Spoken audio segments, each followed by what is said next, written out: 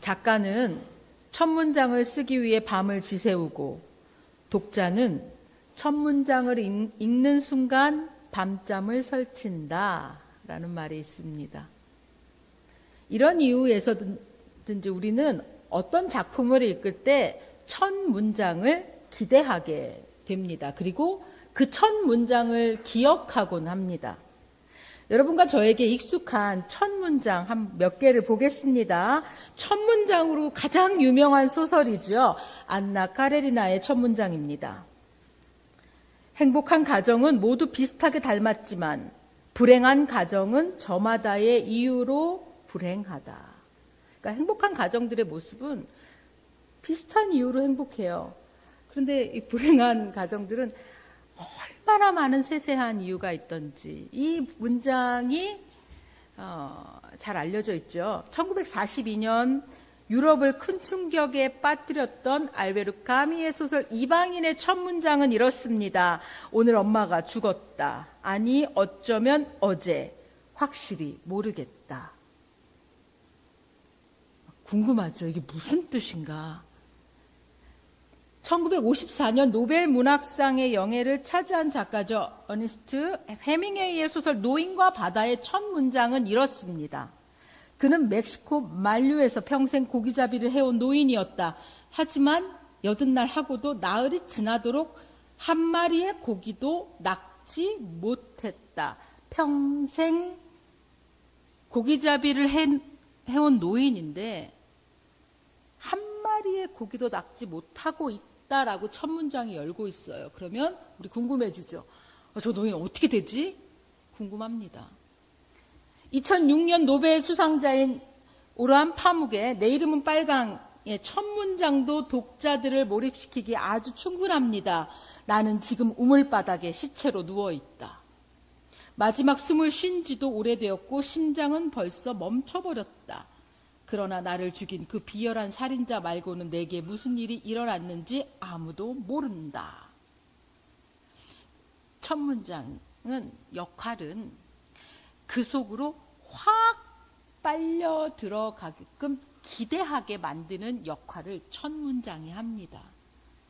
제가 오늘 설교 제목으로 쓴 하나님의 구원 그 첫 문장이라는 역할이 바로 에스더서 5장이 그 전체가 바로 유다가 도대체 어떻게 구원을 받을 것인가에 대한 첫 문장의 역할을 한다는 겁니다. 그래서 저와 여러분들은 오늘 에스더서 5장의 이야기를 통해서 기대하게 돼요. 막 몰입하게 됩니다. 과연 하나님은 하만의 음모로부터 유다인들의 학살을 어떻게 막아내실 것인가? 그 일은 어떻게 진행될 것인가? 그래서 이 에스더서 5장을 보면 결론이 아직 나오지 않았어요. 이야기가 진행되고 있습니다. 그런데 여러 가지 복선들이 나타나면서 우리들에게 막 기대하게 만들어요. 도대체 유다인들 어떻게 살아나지? 모르드게는 도대체 어떻게 살아나지? 그 첫 문장의 역할이 바로 오늘 본문인 에스더서 5장입니다. 함께 봅니다. 1절입니다. 제3일에 에스더가 왕후의 예복을 입고 왕궁 안뜰 곧 어전 맞은편에 서니, 여러분들 우리가 지지난주에 봤습니다. 여러분들 성경책 있으신 분은 5장 바로 앞에 4장에 모르드게가 에스더에게 이 사실을 전하고서 네가 왕후의 위를 얻은 것이 바로 이때를 위함이 아니냐라고 권면했고, 에스더가 결단합니다. 에스더의 결단은 4장 16절에 나오죠. 당신은 가서, 모르드게에게 가서 수산에 있는 유다인들을 다 모으고 나를 위하여 금식하되 밤낮 3일을 먹지도 말고 마시지도 마소서. 나도 나의 시녀와 더불어 이렇게 금식한 후에 규례를 어기고, 즉 안뜰에 절대 들어갈 수 없는 그 안뜰에 내가 가겠습니다. 규례를 어기고 왕에게 나아가리니 죽으면 죽으리이다 하니라. 17절 모르드게가 가서 에스더가 명령한 대로 다 행하니라. 수산 사람들을 모으고 3일 동안 금식을 선포했다는 말입니다. 그리고서 나타나는 제3일이에요. 제3일이 어떤 말이냐면 금식의 마지막 날입니다. 에스더가 나도 그렇게 하겠습니다라고 했죠. 나도 이제 가서 금식을 했는데 그 3일째 되는 날 금식이 아직 다 끝나지 않았어요. 그런데 원래대로면 제4일에 이렇게 해야 되잖아요. 금식을 다 마치고 제4일에. 근데 여기 제3일에 되어 있어요. 무슨 의미일까요? 기도하는 가운데 확신을 얻었습니다. 에스더는. 내가 이 일을 하지 않으면 안 된다는 확신 속에서 금식하는 기도 가운데 확신에 차서 이런저런 이유를 대지 않고 나아갔다는 겁니다. 왕궁안뜰 곧 어전 맞은편에 이 자리 무슨 자리입니까? 호위병들에 의해서 약속되지 않은 자들은 제지받는 자리고요. 살해당하는 자리입니다. 그곳으로 나아갔습니다. 거기로 에스더가 나아갑니다. 자, 4장과 5장에 달라진 공기가 느껴지십니까? 4장은요, 막 주저하고 걱정하면서 결단하고 있어요. 근데 5장에서는요, 금식하는 그 기도 속에서 확신을 얻고 자신있게 나아가고 있습니다. 5장의 이야기를 여러분들이 시작하는 가운데서 우리가 반드시 봐야 되는 것은 기도가 어떤 역할을 하는지에 대해서 우리가 생각해 봐야 된다는 겁니다. 기도는요, 우리에게 행동할 힘을 줍니다. 우리가 믿음이 좋아서 행동한다는 말은요, 기도 속에서 얻은 힘 때문에 행동하는 거를 우리가 그렇게 표현하는 거예요. 이분은 믿음이 좋아서 이런 일을 한다. 그거 다 기도로부터 나오는 겁니다. 기도는요, 이 페르시아의 규례 속에서 내가 저기 안뜰로 나아가서 왕에게 이 얘기를 하기 위해서 내가 안뜰로 나아가면 나 죽는데 페르시아의 규례가 그런데 라고 하는 이 상황에서 나를 꼼짝도 못하게 만들어요. 현실적인 상황이 더 크게 보일 때 우리는 움직이지 못합니다. 온 유다인이 금식하면서 자신도 금식하면서 기도하면서 에스더가 지금 이렇게 움직이고 있다는 사실 속에서 우리는 기도가요 어떤 역할을 하는지를 분명히 알게 됩니다. 기도는요 행동하게 만듭니다. 성도가요 행동하지 않는 건 기도의 자리가 잘못되어 있다는 겁니다. 기도는 행동할 힘을 줍니다. 여러분들 1절을 여러분의 삶에 대입해서 해보십시오. 제3일에 에스더가 왕후의 예복을 입고 왕궁 안뜰 곧 어전 맞은편에 서니 왕이 어전에서 전문을 대하여 왕좌에 앉았다가 2절입니다. 왕후 에스더가 뜰에 선 것을 본즉, 이제 왕이 안뜰에 누가 들어왔고 그 안뜰에 들어온 사람이 에스더라는 것을 발견했습니다. 지금 이 장면이 아주 놀라운 장면으로 이어져요.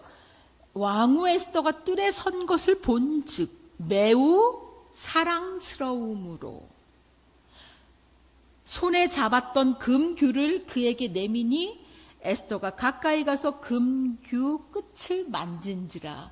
자, 안뜰에 들어온 사람이 유일하게 살 수 있는 방법이 뭐라고 했어요? 페르시아의 규례대로 왕이 금규를 내민 사람만 그 안뜰에서 살아남을 수 있어요. 그런데 지금 에스더에게 왕이 금규를 내미는 장면이에요.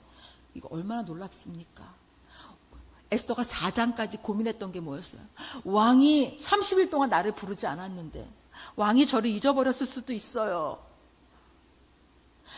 제가 나아갔는데 만약에 금규를 내밀지 않으면 저는 그 자리에서 죽습니다. 이것이 에스더의 공포였을 겁니다. 그런데 지금 2절에 얼마나 놀라운 일이 벌어집니까? 놀라운 단어, 매우 사랑스러움으로. 이거 놀라운 단어예요. 왜냐하면 앞서서 에스더가 왕후에 관택될 때도 하나님께서 에스더에게 주셨던 은혜가 무엇이냐면 에스더 2장 15절에 있었죠. 모든 보는 자에게 사랑을 받더라. 에스더에게 역사하신 은혜는 에스더 자신이 가진 것보다 훨씬 더 사람들에게 사랑을 받는 것, 그거 하나님께서 주신 외적인 은혜의 역사였습니다.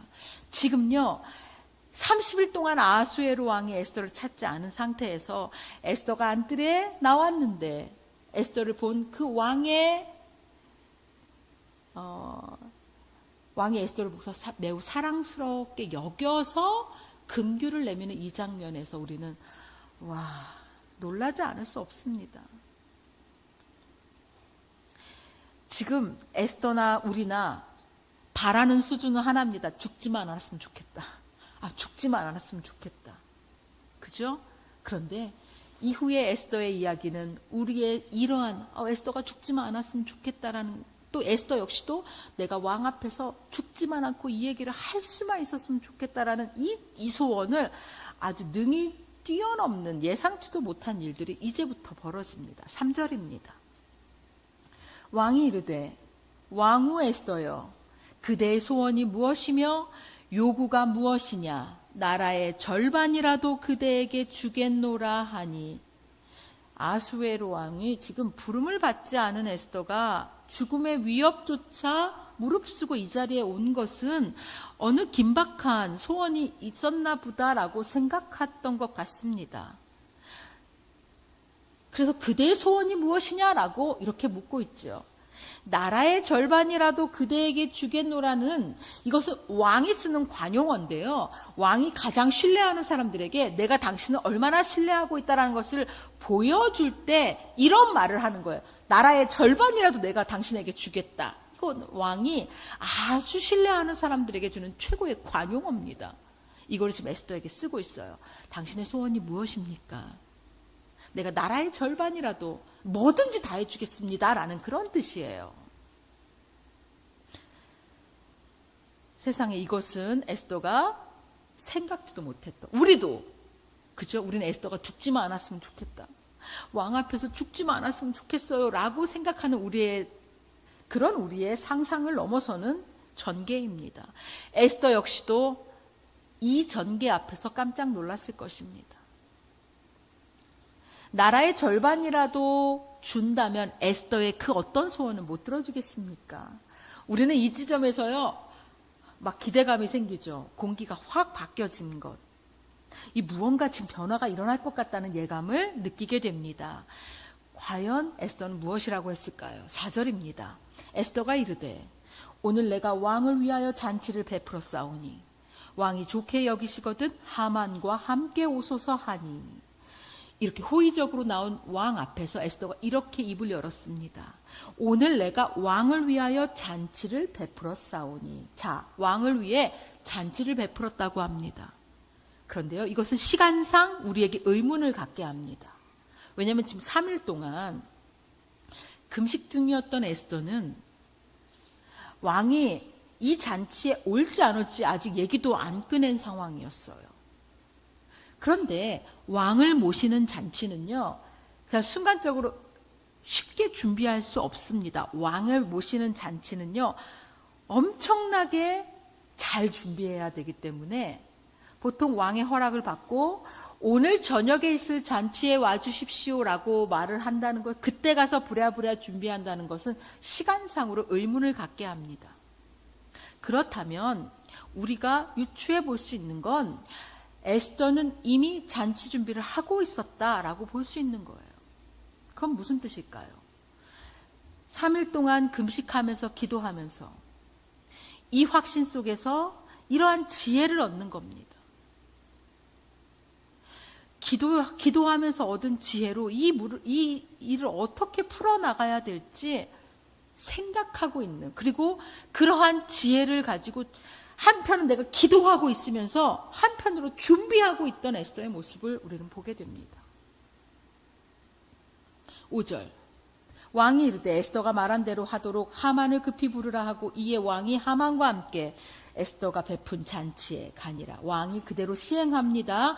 하만과 함께 와달라는 그 요청에 하만 데리고서 잔치에 갑니다. 자, 그 잔치에서 어떻습니까? 6절부터 8절까지 여러분이 읽어주십시오. 6절부터 8절까지입니다. 시작. 잔치. 그대의 소청이 무엇이뇨? 곧 허락하겠노라. 그대의 요구가 무엇이뇨? 나라의 절반이라 할지라도 시행하겠노라 하니. 에스더가 대답하여 이르되 나의 소청, 나의 요구가 이러하니이다. 내가 만일 왕의 목전에서 은혜를 입었고 왕이 내 소청을 허락하시며 내 요구를 시행하시기를 좋게 여기시면 내가 왕과 하만을 위하여 베푸는 잔치에 또 오소서. 내일은 왕의 말씀대로 하리이다 하니라. 그대 소원이 무엇이뇨? 라고 하니까 내일 다시 잔치에 와주세요 라고 말을 한 겁니다. 오늘과 똑같은 멤버로 하만과 함께. 내일은요, 잔치에서 진짜 제가 원하는 바를 말씀드리겠습니다 라고 한 겁니다. 자, 이 에피소드에서 우리는 무언가 꿈틀거리는 변화의 움직임을 느끼게 됩니다. 지금 우리가 에스더 시작부터 어땠습니까? 에스더 1장의 시작부터 우리는요, 아하수에로 왕의 눈치를 살폈습니다. 아하수에로 왕이 아주 성격이 불같았기 때문에 술을 먹고서 왕비 나오라고 해. 왕비가 안 나와? 폐위해. 이렇게 하루아침에 와스디 왕후가 폐위된 사건이 우리에겐 충격이죠. 사람들이 그 옆에서 아하수에로 왕의 눈치를 보며 네, 폐위가 맞는 것 같습니다. 나중에 그 폐위된 것도 약간 슬퍼하면서 고민하고 있는 거 보니까 새로 왕후를 얻으시죠. 그 옆에 신하들은 오로지 아하수에로 왕의 심기를 살피느라고 정신이 없습니다. 우리가 이렇게 1장부터 쭉 보아오면서 아하수에로 왕이 대단한구나. 우리도 아하수에로 왕의 눈치를 봤습니다. 그리고 또 눈치를 봤죠. 하만의 눈치를 우리가 열심히 봤습니다. 하만이 아하수에로 왕한테 가서 저 이방 민족들이 우리의 이렇게 법을 제대로 따르지 않는데 그거 혼내줘야 되지 않겠습니까? 하만, 당신 뜻대로 하세요. 그래서 갑자기 유다인 몰살 작전이 시행되는 것을 보고서 사람들이 하만의 눈치를 살펴보고, 어떻게 하면 하만의 눈에 들면 유다 민족이 모르드게가 하만에게 잘못 걸려갖고 눈의 가시가 돼서 그 민족이 전체 몰살되는 것처럼 내가 잘못해서 내 가족이 멸문당할까봐 하만의 눈치를 살살 보고 있는 것을 우리가 지금까지 보고 있었습니다. 그런데요, 지금 이 분위기가 어떻게 바뀌셨는지 보이십니까? 나라의 절반이라도 내가 당신에게 주겠습니다. 이제 모든 초점은요, 에스더의 입에서 어떤 말이 나올까? 이제 아하수에로 왕의 눈치를 보는 게 아니고요, 하만의 눈치를 보는 게 아닙니다. 이제 에스더의 입에서 어떤 말이 나오는지가 가장 중요한 일이 되고 있습니다. 보이십니까? 주도권이 바뀌고 있습니다. 에스더서에서 아주 뚜렷하게 전반부의 주도권을 잡고 있던 아하수에로 왕과 하만의 주도권이 에스더에게 넘어가는 장면들이 우리가 5장에서 느끼게 됩니다. 하나님께서는요, 역사의 주관자시다라는 것을 어떻게 우리에게 나타내 보이시냐? 기도하는 사람들에게 주도권을 옮겨주시는 거예요. 기도하는 사람들에게 주도권을 옮겨주시면서 하나님의 일을 그들을 통해서 이루십니다. 지금 아하수에로 왕이 주도권을 다 가진 것 같았어요. 그래서 그 마음대로 살았어요. 페르시아 왕국은 아하수에로의 뜻대로 되는 것처럼 보였습니다. 하만의 제2인자인 하만의 뜻대로 가는 것처럼 보였습니다. 그런데 하나님께서 유다인들을 구원하시는 이 역사를 위해서 하나님께서 이끌어 주시는 방법이 무엇을 보이십니까? 그대의 소원이 무엇이냐? 에스더의 입에서 나오는 말, 에스더를 주목하게 만드는, 주도권을 옮기시는 이러한 일들을 행하고 계시는 거예요. 길을 만드시는 하나님이요, 어떻게 우리 인생에 이렇게 일을 행하실까 우리 기대하게 되죠. 하나님께서 기도하는 자들에게 주도권을 넘어오게 하심으로 길을 만드시는 겁니다. 그럼 우리는 무엇을 해야 됩니까?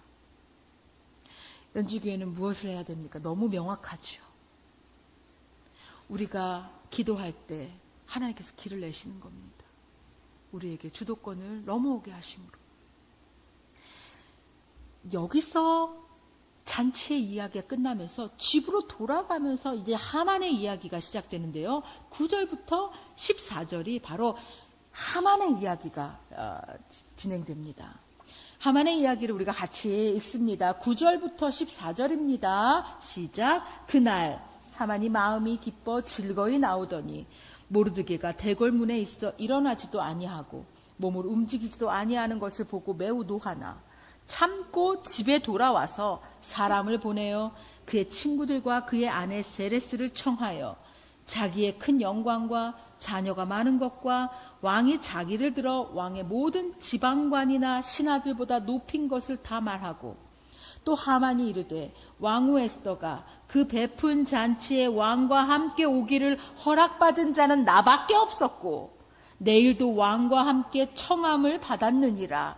그러나 유다 사람 모르드게가 대궐문에 앉은 것을 보는 동안에는 이 모든 일이 만족하지 아니하도다 하니 그의 아내 세레스와 모든 친구들이 이르되 높이가 50규빗 되는 나무를 세우고 내일 왕에게 모르드게를 그 나무에 달기를 구하고 왕과 함께 즐거이 잔치에 가소서 하니 하만이 그 말을 좋게 여기고 명령하여 나무를 세우니라. 지금 왕의 잔치에 내일도 초대받았다는 것에 하만은 너무 기뻐서 왕의 초대받은 사람 나밖에 없어요 라고 하면서 너무 기뻐서 집에 가는 길입니다.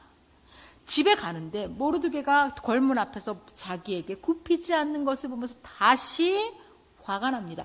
이 모르드게가 왜 하만 앞에서 이렇게 하는지는 제가 이 모르드게 이야기할 때 다시 이 말씀을 드리겠습니다. 역사적인 사건이에요. 집에 와서 그 아내와 친구들이 이렇게 친구들을 모아놓고서 11절에 보니까요 자랑해요.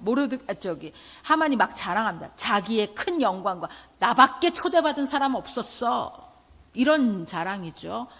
그 다음에 자녀가 많은 것과, 이 당시에는 자녀가 많은 게 자신의 자랑이었는데 이 하만의 10 아들이 등장해요. 여러분도 성경 있으시면 찾아보세요. 9장 에스더서 9장 7절부터 9절에 하만의 10명의 아들들의 이름이 등장합니다. 9장 7절에서 9절에 보면 또 바산다다와 달본과 아스바다와 보라다와 이달리아와 아리다다와 바마스다와 아리세와 아리데와 웨사다. 10절에 보니 곧 함무다다의 손자여 유대인의 대적 하만의 10 아들. 이 10 아들이 유대인에서 죽임을 당하는 장면에서 하만의 10 아들이 등장합니다. 자, 이 아들을, 내가 10명의 아들이 있다라는 것을 지금 자랑하고 있습니다. 자, 왕의 모든 지방관이나 신하들보다 높인 것을 그 앞에서 아내와 친구들에게 이렇게 어허 하면서 자랑하고 있는 겁니다. 그리고 내일 나 또 다시 잔치에 초대받았어, 이렇게 말하고 있습니다. 그런데 13절에 보니까 너무 기뻤는데 모르드게 한 사람이 나한테 굽히지 않았어, 그것이 너무 속상한 나머지 내가 저 사람이 저기 앉아있는 동안에 나는 만족하지 않을 거야. 반드시 없애버릴 거야. 저 모르드게 내 눈앞에서 치울 거야 라는 결의까지도 13절에 하고 있습니다. 그런데 친구들과 아내가 제안하죠. 14절입니다.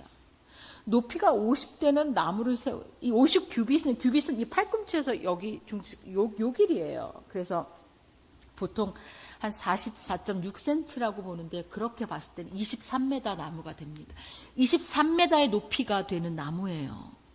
그거를 여보 세워요. 그리고 왕한테 가서 내일 저 모르드게를 저기에 달도록 허락해 주세요 라고 하고 그냥 달아버려요. 뭘 그 사람 가지고 그렇게 고민합니까? 이것이 바로 14절의 내용이에요. 지금 하만 옆에요. 하만의 아내, 하만의 친구들 모두 다 이렇게 악한 계획을 세우기에 능합니다. 악해요.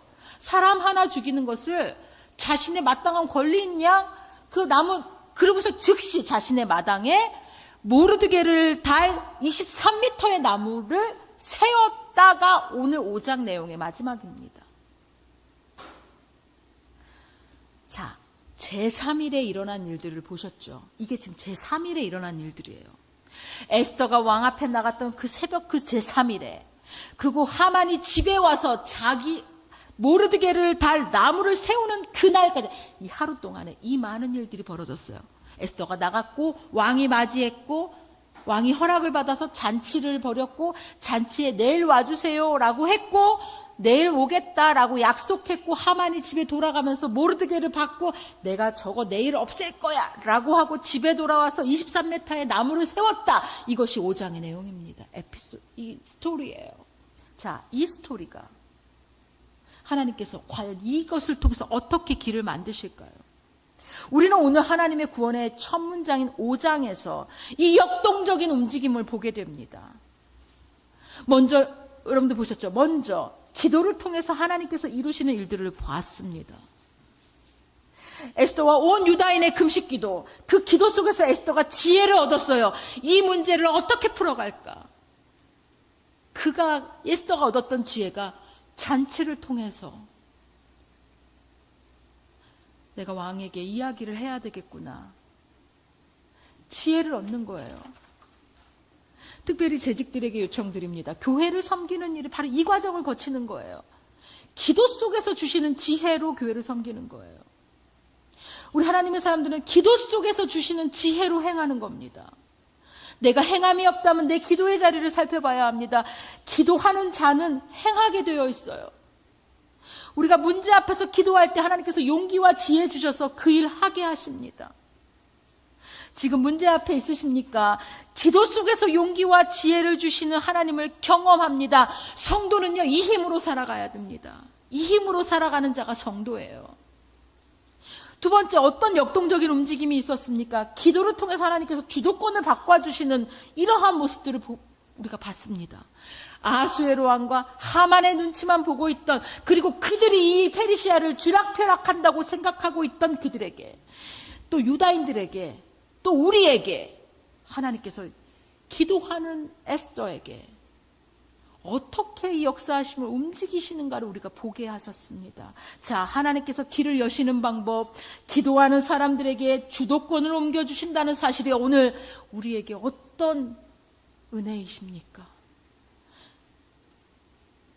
세 번째요, 하만의 악함은요, 자신의 악함을 계속 쌓아감으로 침몰한다는 것을 우리가 보게 됩니다.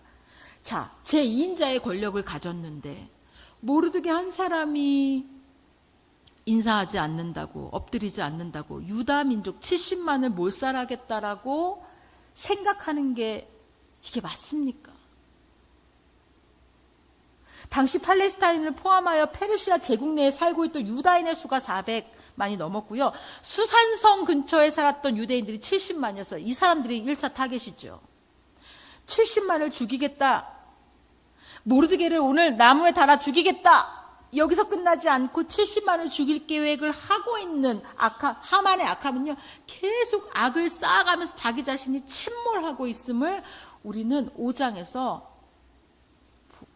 이거 침몰하겠다. 이거 침몰하겠다. 예측하게 됩니다. 자신의 가진 그 권력을 모르드게 한 사람 제거하고 싶어서 23m를 세워놓고 그날 밤 하만은 설레어서 잠을 못 잤을 겁니다. 그래서 우리가 다음 주에 만날 6장은요, 이렇게 설레임으로 잠을 못 잔 하만과 에스더의 대결이 아주 볼만합니다. 오늘 우리는 하나님의 구원의 첫 문장을 제대로 봐야 합니다. 우리 인생 속에서 하나님께서 어떻게 하나님의 일을 이루어 가실지 우리는 분명히 봐야 합니다. 가장 중요한 것은 기도할 때 하나님께서 용기 주시고 지혜 주셔서 행하게 하신다는 거예요. 또 기도하는 자에게 주도권을 넘어오게 하심으로 하나님께서 그 길을 여신다는 겁니다. 오늘 이 한 주 동안에 여러분들 이 5장에 나타난 하나님의 길을 열어가심을 이 5장의 이야기대로 살아보십시오. 그리고 다음 주에 6장으로 만나 뵙겠습니다. 하나님께서 이 첫 문장에서 나타내 보이신 모든 복선들이 어떻게 풀어낼지 이 한 주 동안에 에스더처럼 살고 다음 주 6장으로 만나겠습니다. 기도합니다. 하나님, 에스더서 5장을 통해 하나님께서 이루실 구원의 역사의 첫 문장을 보며 설레었습니다. 자신들의 힘으로 어찌할 수 없는 일들 앞에서 하나님의 사람들이 기도할 때 그 기도에 하나님께서 지혜와 용기 주셔서 하나님의 사람들을 움직이시고 이들에게 주도권을 이양시켜 주심으로 변화를 이끌어가게 하심을 보게 하셨습니다. 오늘 우리의 삶 속에서도 이 하나님의 구원하심을 이루어 주시옵소서. 각 가정마다, 성도마다, 우리 연지교회에 하나님의 구원하심의 길을 만들어 주시며 이 일에 우리가 기도함으로 그 길에 서게 하여 주옵소서. 이 에스더서의 구원이 우리의 삶의 구원으로 다시 경험하는 성도의 삶 살게 하여 주시기를 예수님의 이름으로 기도드립니다. 아멘.